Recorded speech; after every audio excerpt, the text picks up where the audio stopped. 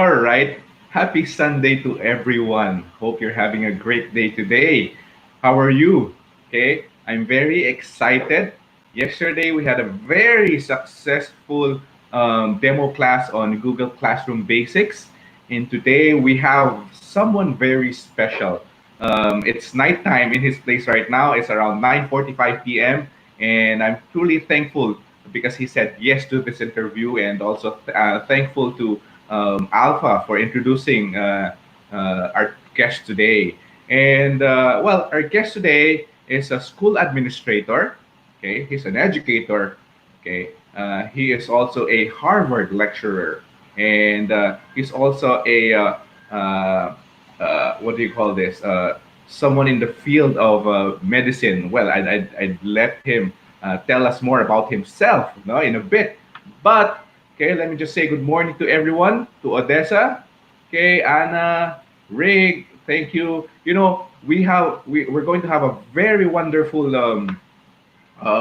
Sunday today, and if you do have questions for him, you just click it. We will read it, and yeah, we will be happy to answer all your questions. All right. So without further ado, our guest today is a Harvard lecturer and a school administrator, none other than Dr. Ron Ho.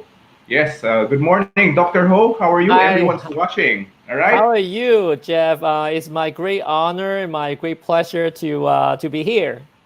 Wow, the honor is ours. Thank you for saying yes to and spending time with us today. And I know you're very busy. I know you have so many things to do. You teach in Harvard School. You also Mhm. teach. You also manage a school with 2,000 students. Anything else we need to learn about Dr. Ho? Oh yeah, so I can talk a little bit about myself. I was born in Hong Kong, and I lived in Hong Kong for 18 years, and I studied, high school there. And so after that, I decided, what, I really want to pursue my American dream. So I decided to go to America. So I got accepted to University of Wisconsin Madison, and Mhm. I study genetics and bacteriology. So it's a very specialized field, and is related to life sciences.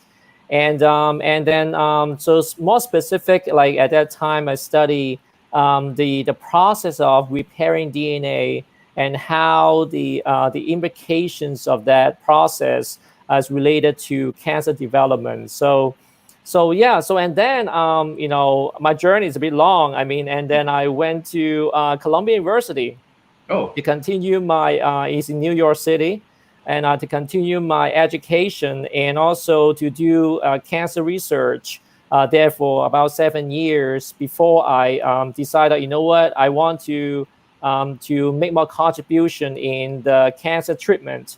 So I decided to go to Boston. So that's where I'm, at right now. It was really close to I work at Harvard Medical School in a laboratory for about several years, and to basically to develop drugs for the cancer patients. And at the same time, I also got the opportunity to teach lectures, provide lectures for the undergrad and grad students at Harvard University. So that's a great experience for me in terms of teaching, and that kind of like becomes a spark for me to think about, like, maybe I can contribute to the secondary education. So that's one of the reasons why I kind of like allocate some of my time actually to the secondary education, the in contribution. yeah. So and also, like, the other reason why I decided to go to the secondary education field is because my Okay. father actually, he was a trustee in a middle school in Hong Kong, and he Oh. inspired me. He knew a lot of like operation and functions in the middle school, and he's talked so much about it. And I was like, okay, like, seems like he influenced me so much. It's like become part of the DNA inside me. So I decided, what, maybe I may have some talent in managing, schools. So that's another reason why I decided, you know what, let's try the secondary education management. Yeah, one more thing is that, like, when, let's say, Jeff, you went to, middle school, high school, I'm sure you remember a lot of the teachers that you Oh like, yes. like, so I'm thinking about, like, a lot of times, I really really hope that the students in kindergarten, middle school, high school, all the schools, they have a great learning experience, and I think that it's very important for their development, mentally, socially, the different aspects of it. So I think that, I think that is very important for me. Hopefully, be play a part in, Mhm. to contribute to this aspect, just to make sure that all the students in the United States have a very good education and a very good experience, so that when they get older, they remember, oh wow, I met, Mr. Someone, and it's like, Yeah. wow, it's an amazing lesson and it's a great memory. So that's the reason why I decided to go to secondary education, in terms of management. Um, yeah, so and then because of that, so and I went to so many different universities. And then I went back to Boston University and I got my master's degree in administration education. And then after that, then I became the school administrator, in the public school, managing the science programs and all the curriculum. Yeah, so that's Oh, my background, a long background. but very nice background there. Okay, so well, just to let the audience know, we exchange emails trying to think about the topics that we'd like to share.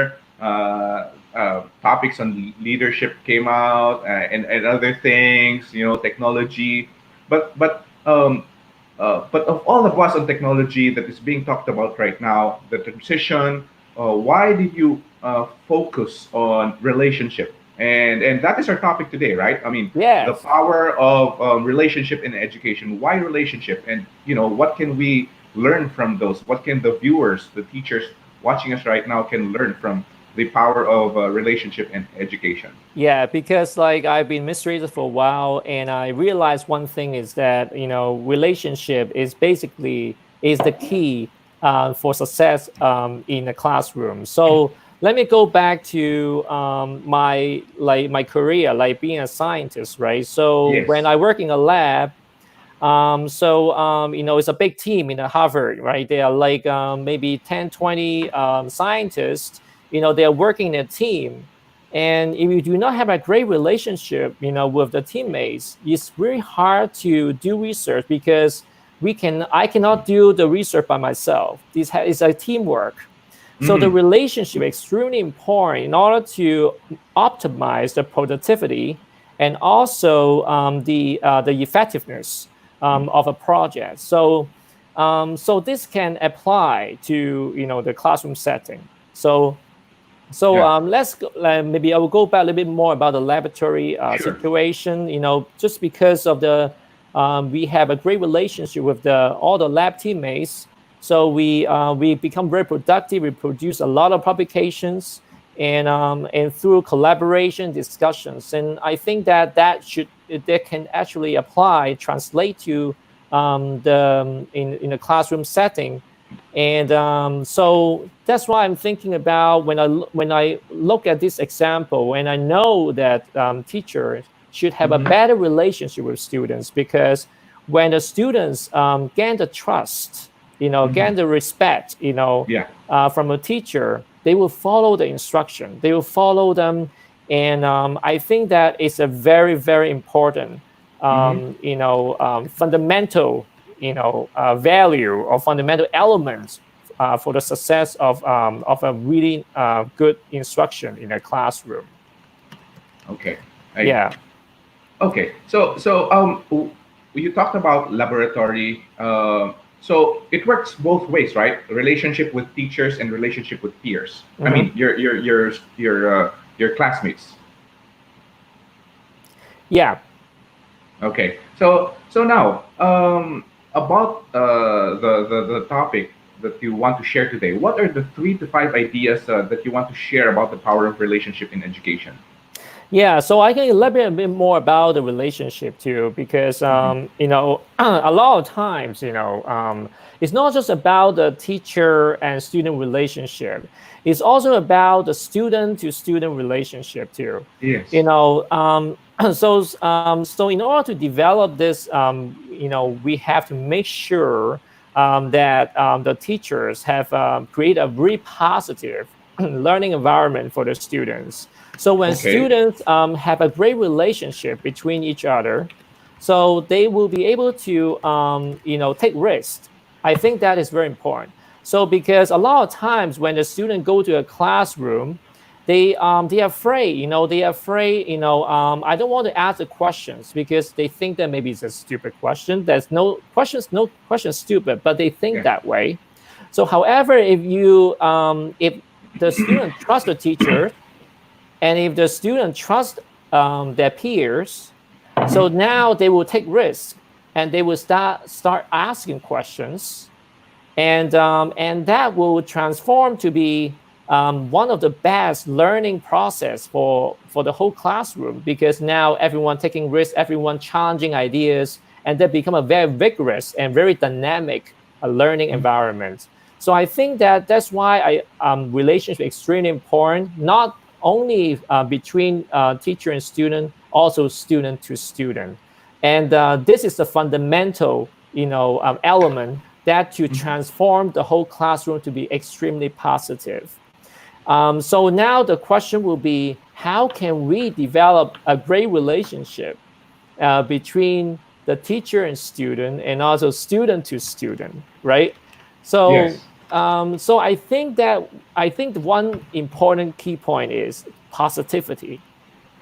I Okay. think teachers must be Yeah. very positive, have a positive tone in a classroom, and also we should look at the bright side and the positive side of students. Let's say a student A got a zero in a test. It's supposed to be really bad, but however, teacher can identify there must be something good about that student. Okay, and we can use that as the driving force to motivate the student to do better. For example, let's say student A failed the test, but actually student A is pretty good in writing. Maybe we can Yeah. design some sort of assignments that is focused on writing that can help him or her learn the Hmm. concept through that learning style. So there are many different ways to motivate your students, but I think the key is the positivity, and I think that the student will be more receptive to the teacher instructions when the tone and also the instructions are more positive and the message are positive. So I think that is a very important point. To be in a To be classroom, positive. positivity is extremely important. Especially a lot of students nowadays, they have social emotional trauma and needs, and Yeah. they don't really want to get more negativity in the school. And I think that it's important for teacher to create an environment where the students feel like they are safe Okay. and they So feel like home, so they can take risks. And right. so I think that will go along the way, because let's say my school will have high school, let's say there are 250 students, 250 teachers. If Hmm. every single teacher is doing something like that, and then it would transform the whole school culture to be extremely positive, and that will be a very amazing and powerful way to improve the student performance, just because they feel welcome to be in the school and they want to learn. All right. Yeah. I see. Mhm. So you mentioned something about finding the strength of the student, right? Yeah. And you also mentioned something about the tone of voice. Okay. Um, Maybe you can share something about that. I mean, in terms of how to manage the tone of voice. I mean, what is there anything we need to know about the tone of voice? I mean, especially for teachers. I think that in the United States, for example, the education system, we talk a lot about like the mindfulness. How can we, a lot of times, being positive as a person, is about how you. It's about self improvement too. Mm-hmm. Let's say that in our school district, right, we offer meditation. How can we? We can look at things in a positive way and look at things in a negative way. It's about the practice too. It's about the personal improvement. So for me, like every day, I'm trying my best, hopefully, to, like, let's say in the morning, I think about five things. Maybe I will see five things that they are positive. Positive. Let's say now I'm talking with you. I think it's a really positive thing because now Oh, I can communicate with Jeff, and I can learn a lot from Jeff, and I can also learn a lot from the audience. And it's a positive thing. And also now we are using Zoom. This is really yes, positive. There are a lot exactly. of positive things that are happening right Right now at now, this yes, moment. And then I think the teachers should get to develop that mentality, that mindset to be positive, because you know what? Students are like, they learn like a sponge. yes, When they see you being positive, they will be positive. And this is, you are transforming the personality, they're transforming the behavior to be much better person. And I think that we cannot underestimate how the teacher's behavior affecting student behavior. One day, if they, let's say a teacher yelling at the student, the other student may think that yelling is acceptable, right? So we yes, need to be a model for all the students, and positivity, I think, is the key. And right. I want to also stress one more thing, is that, like, for the audience, a lot of you educators, a lot of you administrators, you are extremely important to the society, because you are educating a generation that will contribute to society. So you are the VIP. I do tell you that way. I agree. Someone sent a question, but before I go to something just popped into my mind, but I'll just read this question first. All right. It was sent to my Facebook Messenger. How can relationships, teacher to teacher and teacher to student and student to student, be fostered in the new normal, where there is no face-to-face interaction? So, I mean, no, you mean the remote learning part of it, right? Yes. Yeah. Yes. So let's say right now, right? We are, again, because of the crisis right now, we cannot really, like, interact in person. But you can still, like, interact with the teachers. Like the teacher to teacher, you can have a Zoom meeting. Between the two. Just to basically to communicate, to share ideas and resources. So communication is not really, like, affected. I know the in person much better, but in other way, Zoom meeting can be another good way to communicate in a more flexible schedule. And also, like, the Zoom setting has like a breakout room too. Sometimes when you have a meeting, you can break out to, like, two teacher in one group, two other teacher in Yes. another group, and can have some sort of collaboration going Mm-hmm. on too. So I think remote learning definitely is not the ideal situation in terms of, like, no in-person interaction, but at the same time, communication, we can still collaborate through the Zoom or another, like, online platform. And I think that we can still build up a relationship, good relationship, through the remote, platform. Yeah. Okay. Mhm. Okay, something popped into my mind when you talked about mindfulness and positivity. Mhm. Maybe the teachers out there, just a suggestion for everyone, maybe they can start the class by asking each student probably 3 to 5 things, positive things that is currently happening to them, something like that. Yeah, exactly. I think that in it's very important to understand the student's background. That's because nowadays, we focus on personalized learning. And I Hmm. think it's very important to, not only, I also had to mention one very important party, that is the parents and guardians, Ah, the yes, yes. families. Tell us more We about it.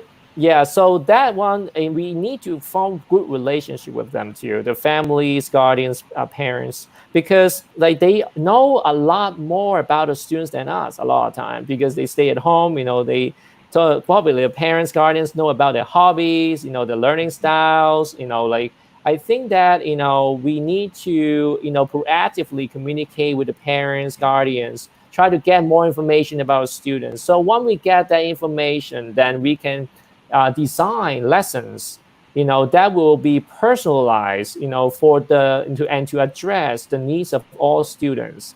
So I think that it's very important to to identify the needs of every single student, and especially some students they have special needs. They are in disability that we really need to maybe form a team to make sure that those students are being addressed fully.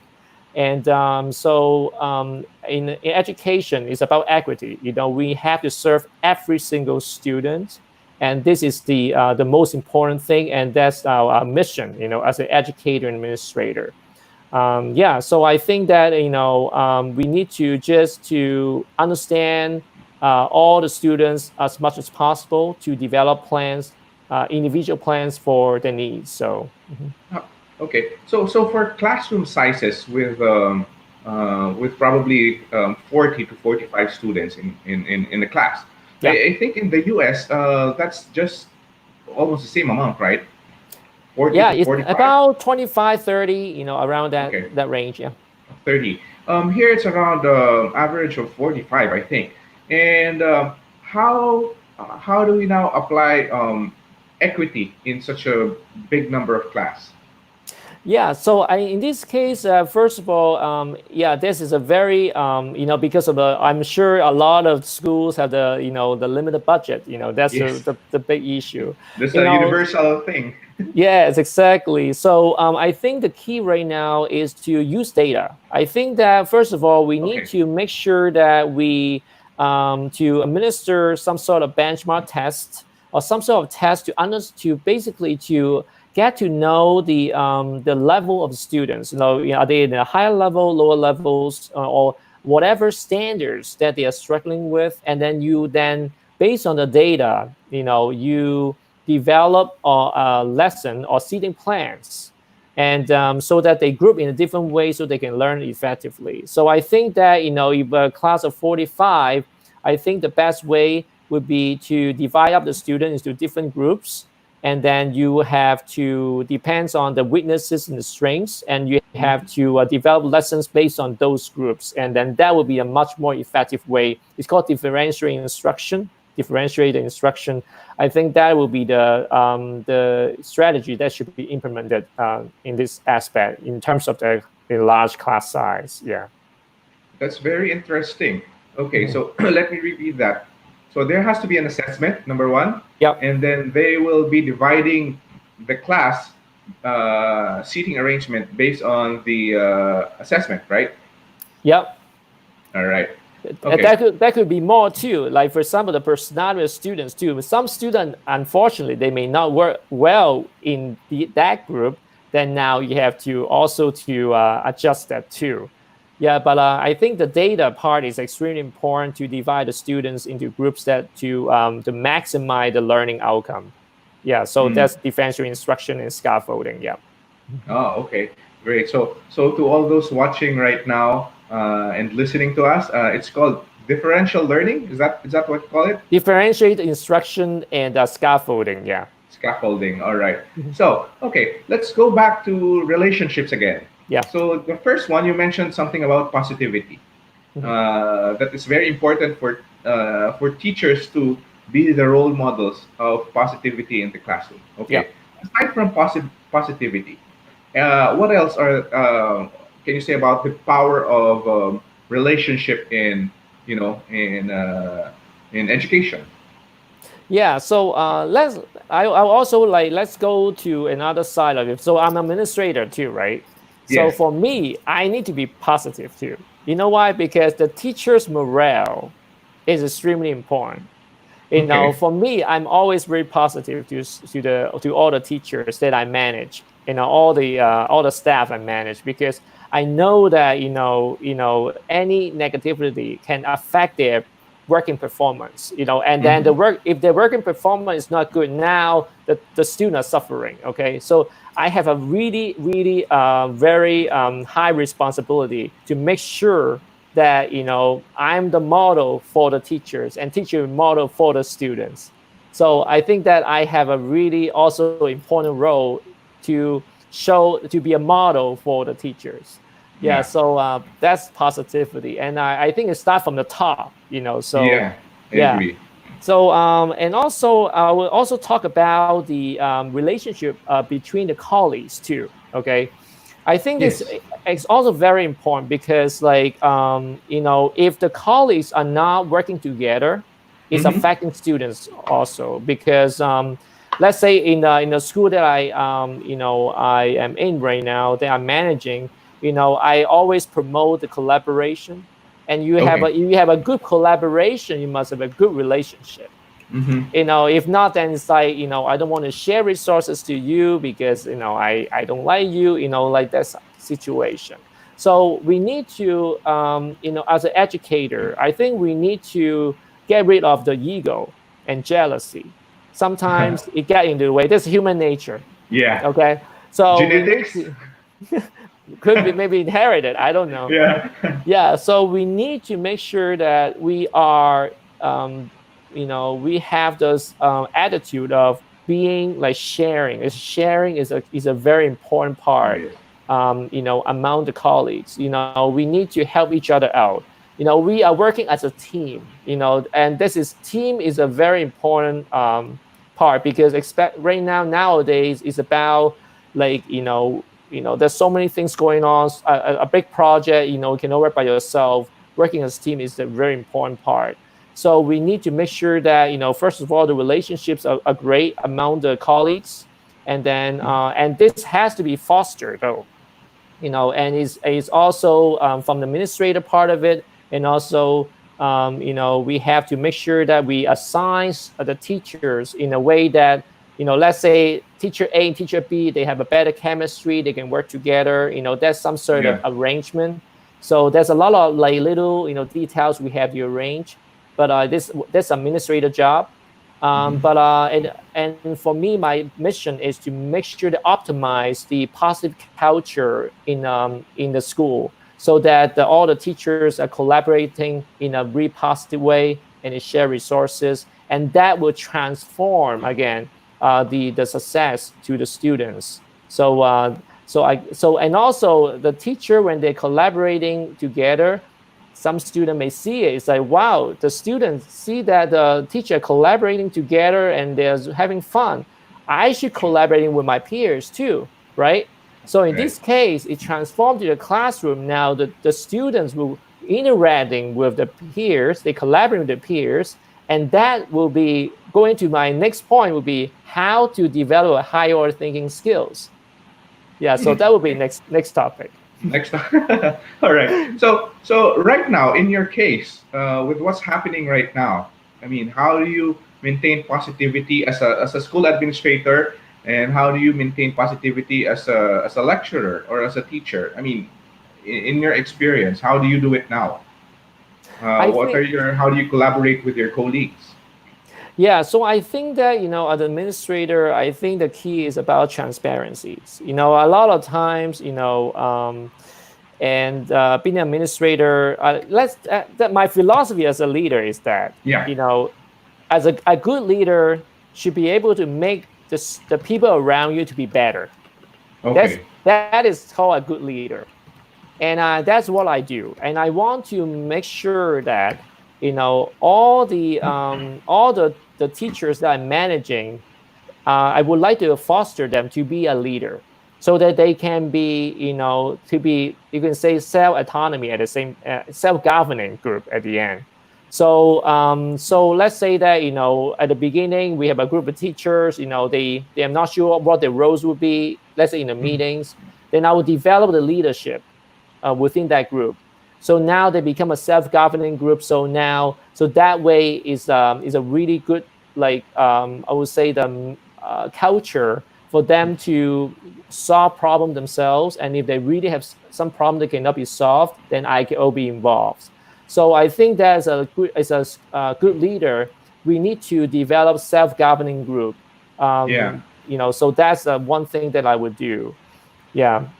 So you let them fix whatever problems they need to solve, and if they cannot solve it, and that's the time the leader comes in to, to help. Exactly, because All that's the right. way to develop their leadership skills. All right. You So know.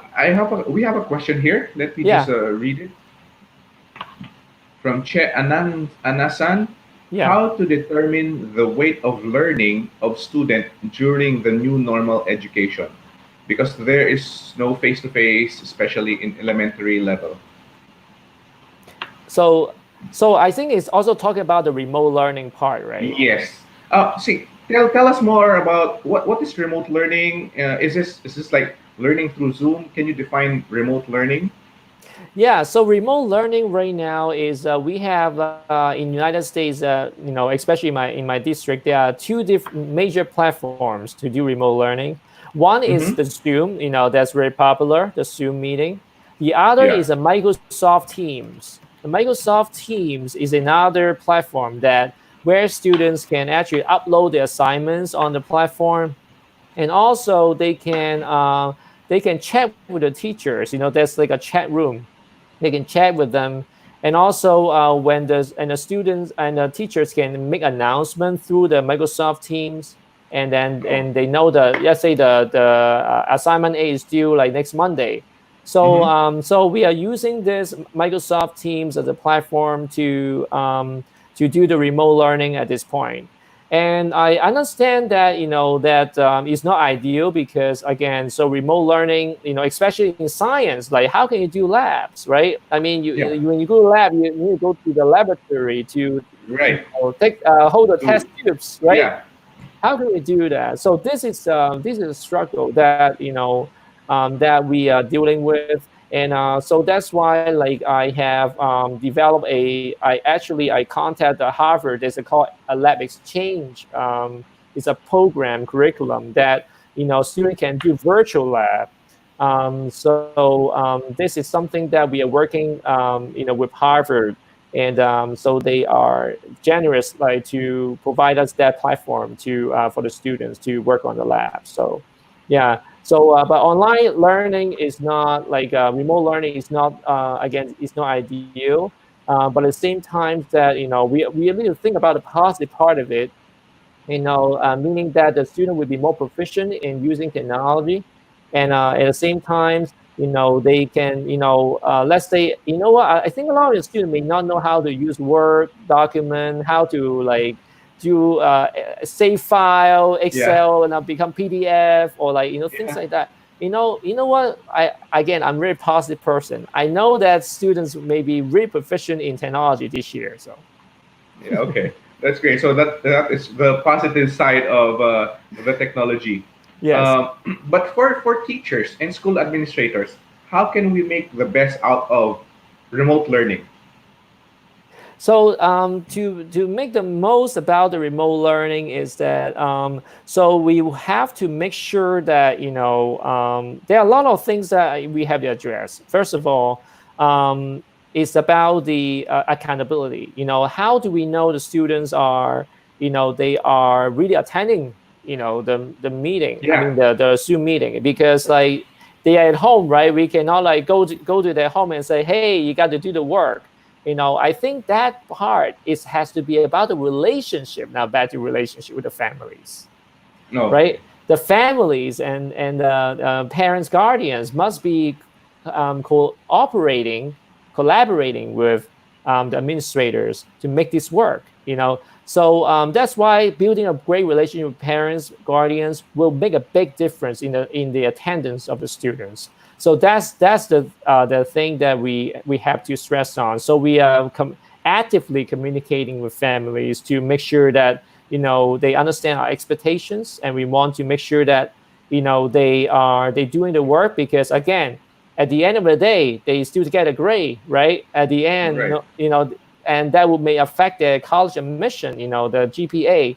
So Yeah. so that's why like we have to set expectations, communicate with families, parents, and also teachers are using a lot of different technologies. Actually, they are doing there are a lot of, you can check online. There's some remind, some sort of like a text message that's sent to every single student about the assignment due date.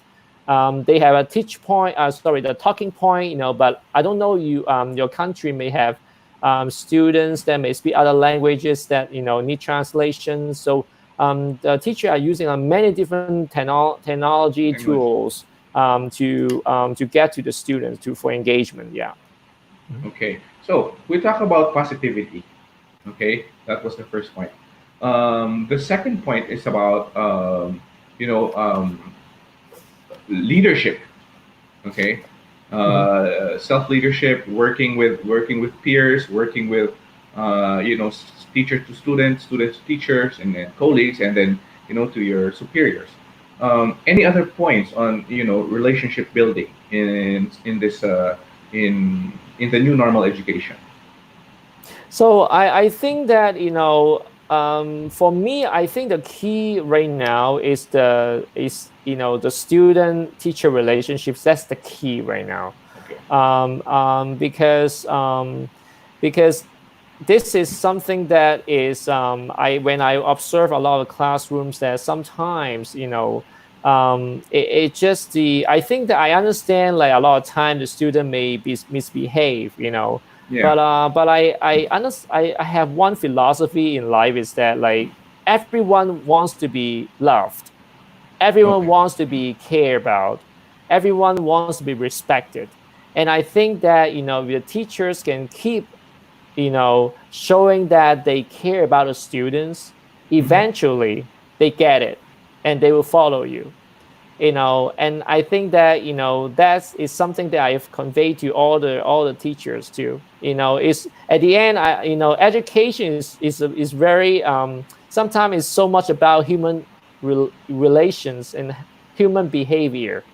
And a lot of students, and they just want to feel that they're being, like, cared about. They got the respect. Hmm. And I think the teachers should understand that part. And even though they may be resistant to instruction the first two times, but eventually they will get it, and then they will follow you. So I think that that will be the key right now. So it's the teacher-student relationship part of it. And I think being a teacher, I know there are a lot of, maybe the 40 students. There's a lot. I know that's tough. And but I think that at the same time, we need to be patient to a lot of students that may be a little bit more resistant to instruction. But I Right. think eventually, then it will work. And also in collaboration with the guidance counselors and families, Mm. and so I think that that would be okay. Yeah. Okay. Earlier you talked about equity. Okay. Hmm. It's a concept that we've always want to bring into our schools here. Can you tell us more about equity and how can it be successfully be implemented? What is the concept of equity? Equity is that, like, let's say we decided to roll out the laptops, right? Yeah. So we cannot just give laptops to, like, freshmen, or just the first year high school. We have to give it to all, because that is called equity. So when the resources we have, we must distribute that to all students, so that all the students have the opportunity to benefit from this resource. So that's called equity. We cannot just, like, like, systematically, like, okay, I will just give laptop to the top 10 students, but not the Hmm. other ones. So that's not equity.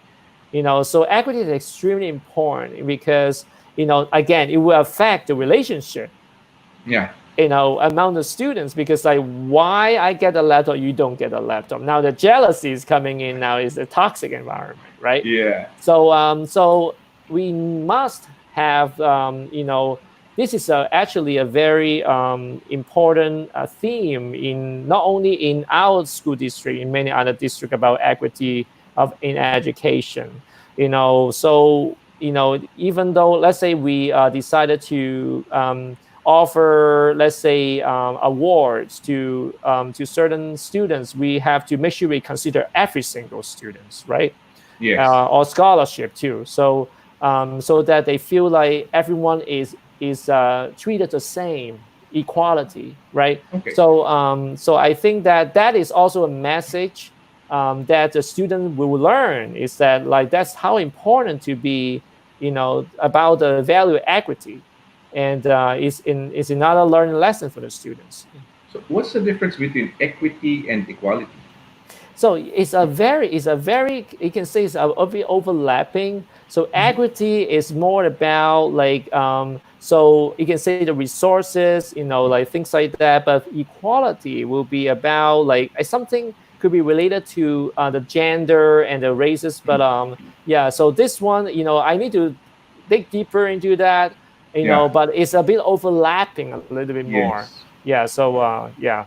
Mhm, All right. We have a question here mhm. from Dari Taitai. How can an educator, teacher, mentor build a deep relationship with learners and parents relevant to the teaching and learning process in the new normal? Since we need to really strengthen rapport between them to achieve quality output. I guess the question here is how do you build a deep relationship with the learners and the parents in the new normal? Probably this is the question. The new normal again is remote learning, I guess, right? Yes, yes, that's it. Yeah. Yeah. So right now, like what we do, we're working with the guiding counselors a lot to communicate with the families and parents, guardians, just to first of all to set up the expectations, for the students, Hmm. so that they know that what they need to do in order to fulfill the requirement for graduation or to move on to the next school year. So I think that um, yeah, I need to understand a little bit more about the questions, but I think it's yeah, maybe I should clarify a little bit more the questions. So it's about the remote learning Yes, and and building relationship with the parents. oh yes, yeah. So I think that the only way to do is basically reaching out to families. Like you have to either call them or email them. And unfortunately, we cannot. I don't know in Philippines. I don't know if you can meet them in person with a mask. I don't know how it can work. But maybe you can have a Zoom meeting with the Yeah, with the parents, or right? even And a phone just call, right? exactly. I think that we need to proactively doing that at this moment because like of the lack of in-person interaction. And also we can send a letter, parent letters to the home to list out your expectations and maybe the assignments they're missing, that are important. They need to turn in order to graduate or to go into the next grade. Yeah, so I think that's the best way to do emailing, calling. You can use Google Voice too. Google Voice now sometimes you don't need to use your own phone number, right? Yeah. So you can like have your phone, set up the Google Voice, use a different number and just call the parents. And I think that may be a way to To get communicate in with touch them. with them. Yeah, and I think the parents will appreciate that because Yeah. because you care about the child, right? So Yeah. I think that they will be very receptive of your ideas, and they will help the child to be better. Yeah. Yeah. I think you mentioned something very important there. Proactive. I think in the absence of physical interaction, teachers, school administrators, everyone, even students, it's our role to be proactive, to seek for information, to make sure we're learning something, right? I mean, we're communicating. In the Hmm. absence of physical interaction, we need to be very proactive. Hmm. Um, yeah, here's another question from Marvin Red. Up to what point the student teacher relationship ends? Because students take advantage of it. Okay. Let me just explain the context here. Okay. I think what Marvin's trying to say is that because here in the Philippines, the relationship between teachers and students very like parents. Students see their teachers as their mothers or fathers inside the classroom. But sometimes students, I guess this is a question, take advantage in a way that the relationship is so so nice, very parental, that that the teachers are maybe feel guilty uh, if they give the student with a low grade. Maybe that's the question here. I mean, that's to explain the context. Yeah, so let me see. Up to what point What does the point? student-teacher relationship end? So I think that there's a boundary. No matter what, we cannot like, okay, we are great friends right now. Now, then, we there has to be a boundary. There's Yeah, a professionalism. Okay, so as a teacher, yeah, you want to build a good relationship with them. At the same time, let's say they make a mistake in an assignment, then my job is to point it out, and my job is to correct it.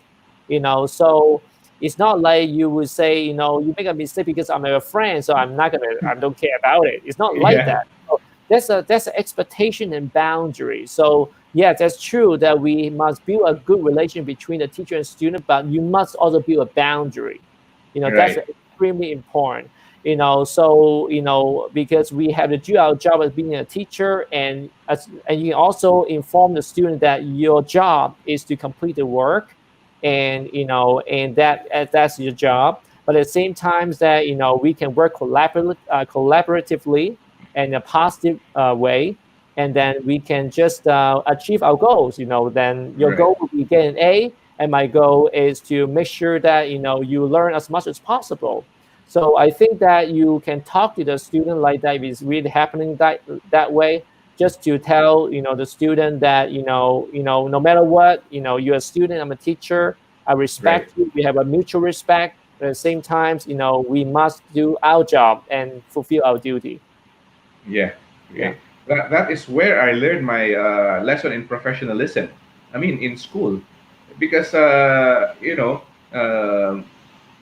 as a student, I need to understand that inside the classroom, the teacher is a teacher, but outside, you can be friends with your teachers. So Hmm. that's a lesson in professionalism there. And yeah, it's all about boundaries. Yeah, Uh, exactly. Here's another question from Iris. How do we improve positive learning environment in the distance learning or remote learning? How do we improve positive learning? So this is a great question, because right now I'm actually arranging a summer program. Like, first of all, how can we create a positive learning environment remotely, like Zoom, right? Or Yes. so one thing that you should think about is about the strategies of implementing your lessons. Okay, I have some teachers that are suggesting, let's say, you can do some sort of like a treasure hunt, something like in during the Zoom meeting. Okay, let's say what you're talking about, like photosynthesis. Okay, I just make something. Okay, Yeah. okay, in your house, can you find a leaf? Okay, 10 seconds. I want you to find something related to photosynthesis. Okay, and then everyone will be like, I'm sure they'll be so excited, going to Yes. everything everywhere in the house just to find something related to photosynthesis. Okay, this Yeah. is a positive learning environment, because now they are actively participating, and it's a very fun game. And then when they got all the materials back, and we can discuss about those materials, and that's how you learn it. It's like, okay, let's say Q&A, you got like I don't know, spinach. Okay, so what is the content of spinach? Do you think that a lot more nutrients can you talk about, like, maybe there are more irons maybe Mhm. possible that may be good for the health? You can learn so much biology just by doing a game like this. So that is a positive learning environment because people still engage. It's about the lesson planning, basically. Yeah. So new learning, a new remote learning or new ways of learning means new strategies, right? I mean, it's not the old way of students just listening to the teacher the whole time for like 50 minutes to an hour. Yep. So it has to be they have to be actively engaged, meaning they have to be actively doing something, not just Exactly. listening, right? I mean, yeah, great. Here's another question. Yeah. Hope we were able to answer your question, Iris. Yeah, I can Uh, back up more too for the last question is that like not just yeah. about treasure hunting, sometimes you can like do like a debate, Oh yes. or you can do Discussion. like yeah discussions, or there are a lot of many things that you can do, remote learning that will engage students and make them like become a very positive learning environment. Yeah. Yeah. Oh, I think this is a very relevant question here, Dr. Ho. Mhm. We do our best as a teacher, but some parents do the job of our students, meaning their homeworks, Mhm. not teaching them as we do. Uh, Parents care about grades, not the learning of their kids. How can we handle this? Yeah, this is I think this is very common too, across like, the grow, I think the world. So basically the parents may have, really, so they care about more about the grades, I guess. That's what the question would be, right? Yes. About the grades. And I don't know if you can still show the question. I don't know if you can. Okay, yeah. Okay, yeah, see. So we do have our best as a teacher with some parents do the job of our students, not teaching them as we do. Parents care about the grades. Yeah. So this is very I think it's very common too, the parents care about the grades. But at the same time, I think that, um, I think this is again, there are two different ways to address that. The first thing is that we need to uh, we need to be fair to all the students first of all. That's called equity too, right? I mean, you cannot like okay, so the parents is pushing a child. I want he or she must get an A, okay, Yeah. and then we're trying to like be have a biased scoring because of the parents' pressure. I think that that's not ethical. I think that because it's not fair to other students at the same time. And I think that in order to I think to address this issue is that at the beginning of the school year, you must maybe it's better to set up some sort of expectation for the parents. Let's say send a letter to the parents. It's like that's your grading policy. That's the rubric. Okay, so and then when the student let's say give you an assignment, you strictly follow the rubric, and Mhm. then the parents cannot say much. The reason why is that because we are following the rubric. So we must, when you set the standards, like that, and then I think that will be a way to to address that a bit better. But I Mhm. understand, even with the rubric, all those things, the parents may still call it that I want to get an A. But in this situation, I think that we have to address in a way where if really like the parents we want the student to get an A, you have to explain to the parents about the rubric and all the expectations that we have, and and also we have to let them understand that because we have other students in the classroom, we need to be fair. So I understand that there will be could be some sort of Yeah. confrontation, that may involve administrators too. That's why you should not do it by yourself. You should have the administrator support in this case. Yeah, yeah. Thanks. Hope we were able to answer your question. Here's another question from Rachel. Do you think education will return to normal after the COVID quarantine ends? I guess this is globally. Or will a blended system be the new normal? Wow, this is a very $1 million question for me. Yeah.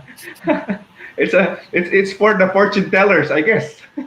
Yeah, so I think that I cannot make any prediction. I think I would just say this way. Like I will give you two options. Okay. So if the virus is now, let's say, disappearing over time, and I think that, I think the student will go back to school, but they will have special measures, like for example, wearing masks, have all the, have to have the hygiene, have the sterilizers, the hand soaps, and everything to be prepared for the return of the students. Okay, so that's really likely. The reason why I say that is because if we do not open the school again, a lot of parents need to work, Yeah. right? So the students will be staying home. I don't know it's possible because a lot of students, let's say in the kindergarten, they need like childcare, so that could be a problem if we do not let the student go back to school. Okay, so the other thing is that we have to be creative. Let's say maybe we do some sort of remote learning in school.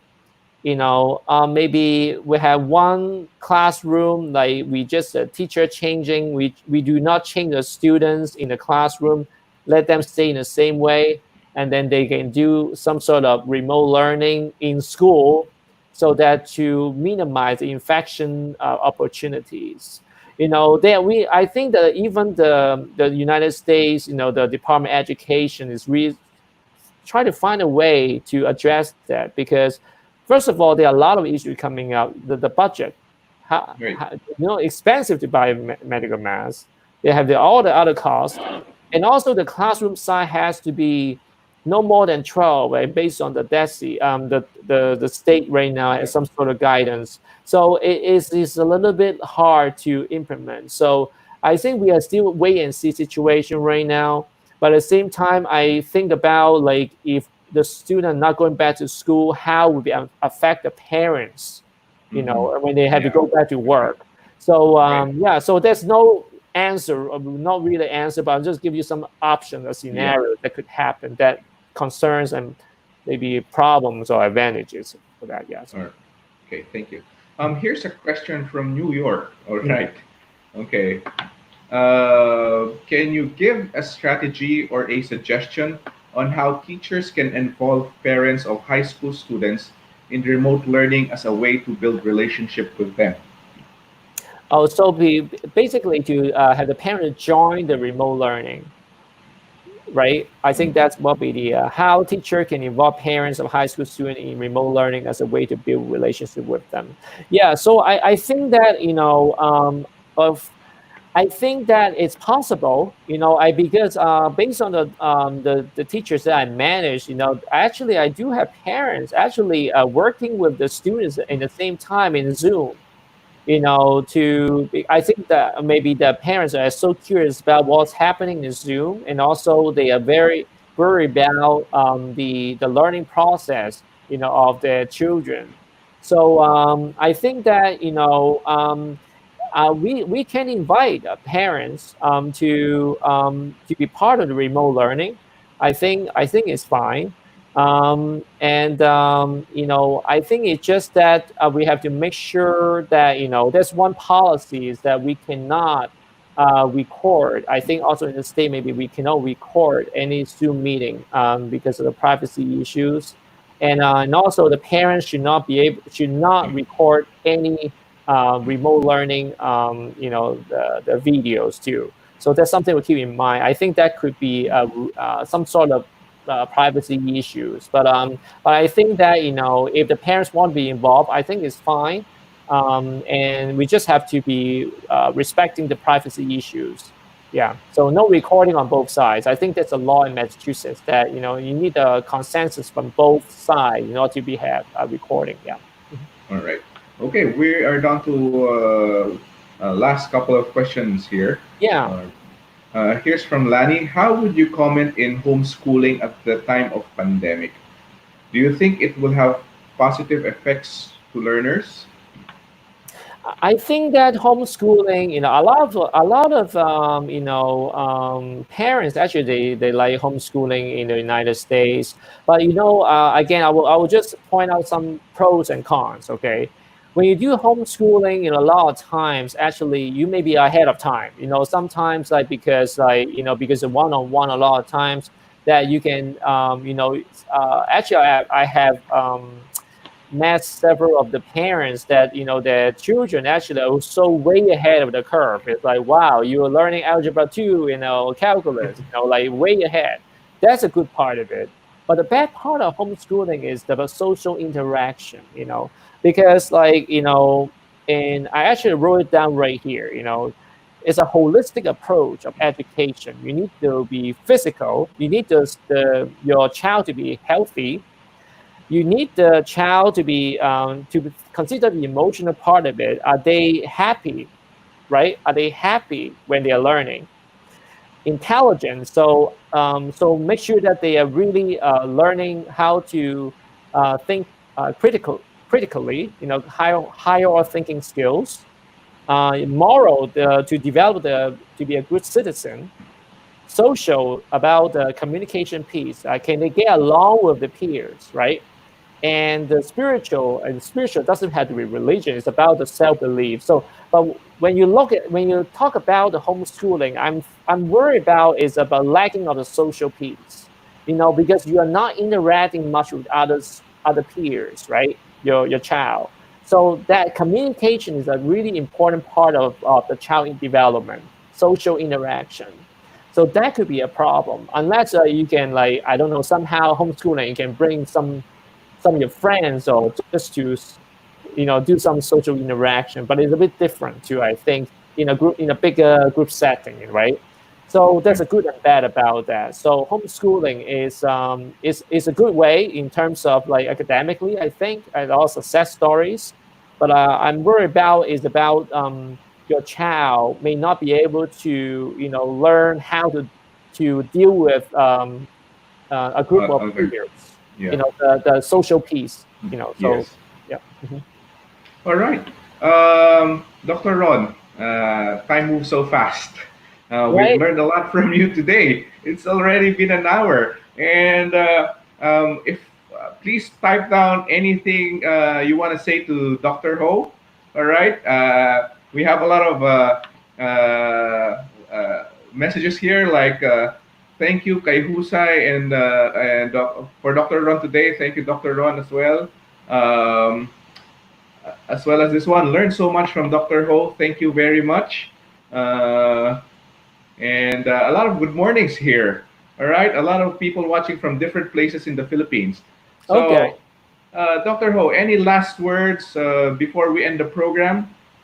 Yeah, I think that at the end of the day, I think the power relationship in education is extremely important because once you have a great relationship, let's say the students, they have great relationship with, among each other, among all the students, then they now can collaborate, they can, interact, asking questions, taking risks, and now they can develop the higher thinking skills. So everything is all connected. It's all the building block is about relationship. That's the key in education. And not only me, administrators, interacting with administrators, we need a great relationship. In order to make the culture, the working culture, really positive. So. And at the end, I know the last thing I want to say is that I really hope that I can go to the Philippines at some point and to You're enjoy. always welcome. So yeah, so I'll just end it that, and I thank you everyone for coming. It's my honor. Again, it's my pleasure to be in this interview. And if you have any questions, Jeff has my email, and just feel free to email me. Yes, and also we'll be inviting Dr. Roan Ho to have a longer formal lecture with us one of these days. All I right. hope you'll have the time. Yeah, some more thank yous before we end. Thank you, Dr. Ho. More power to you. Good day, Holbrain viewers. More power. I know you know this person. It's Alpha. Yes, for equity. Nice work. Yes. Yeah. All And right. special ed to Alpha. Special ed Uh, students. We have to make sure we address their needs.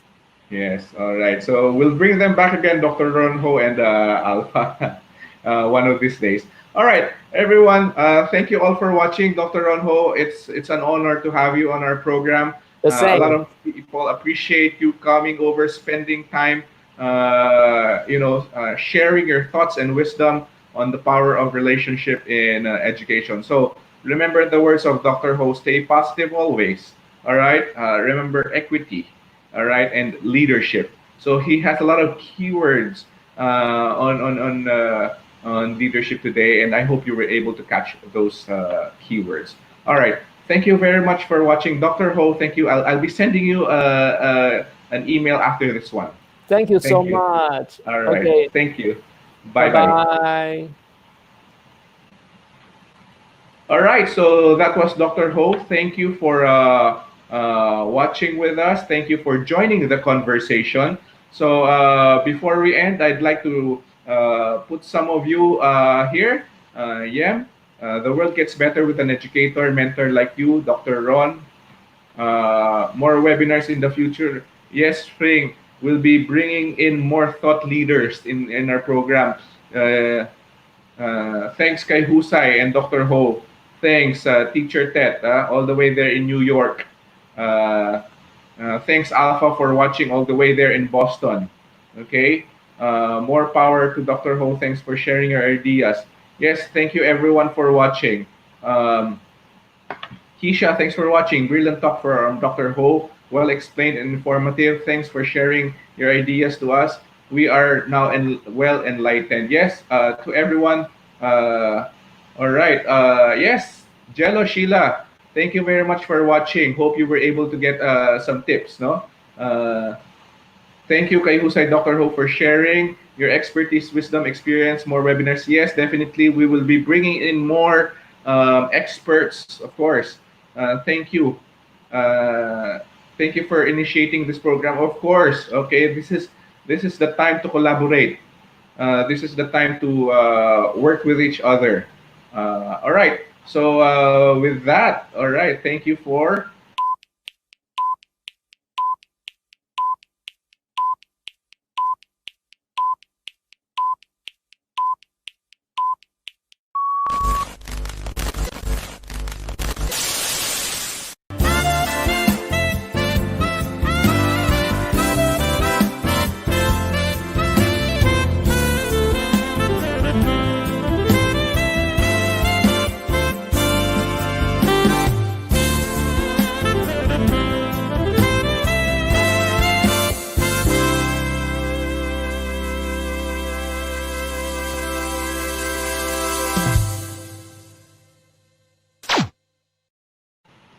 All right. Thank you very much for watching. Visit kayhusay.com. Okay.